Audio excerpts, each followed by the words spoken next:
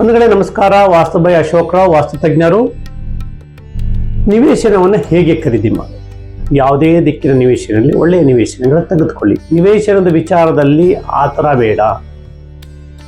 ದೇವಮೂಲೆ ಬೆಳೆದಿದೆ ಅಂದ್ಬಿಟ್ಟು ಕೆಲವರು ನಿಮಗೆ ನೈಋತ್ಯ ಮೂಲೆ ಬೆಳೆದಂಥ ನಿವೇಶನ ಹಾಕ್ತಾರೆ. ಅದು ದೇವಮೂಲೆ ಅಲ್ಲ, ದೈವ ಮೂಲೆ, ರಾಹುವಿನ ಸ್ಥಾನ. ಯಾವಾಗ ಈ ರಾಹುವಿನ ಸ್ಥಾನ ಬೆಳೀತೋ ಅಲ್ಲಿ ಆ ಮನೆ ಯಜಮಾನ ಅದು ಗಂಡ ಹೆಂಡತಿ ಇಬ್ಬರಿಗೂ ಸಮಸ್ಯೆ ಬರುವ ಸಾಧ್ಯತೆ ಜಾಸ್ತಿ ಇರುತ್ತೆ. ಪಶ್ಚಿಮ ನೈಋತ್ಯ ಇರಲಿ ಅಥವಾ ದಕ್ಷಿಣ ನೈಋತ್ಯ ಇರಲಿ.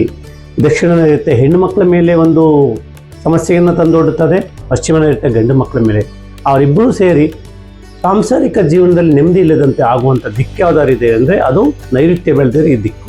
ಈ ಥರ ಪ್ರಾಬ್ಲಮ್ ಕೊಡುತ್ತೆ. ದಯಮಾಡಿ ದೇವಮೂಲೆ ಬೆಳೆದಿದೆ ಅಂತೇಳಿ ಕುಬೇರನ ಮೂಲೆ ಅಂತ ತಿಳ್ಕೊಂಡು ಅದನ್ನು ತೆಗೆದುಕೊಳ್ಳೋಕೆ ಹೋಗಬೇಡಿ.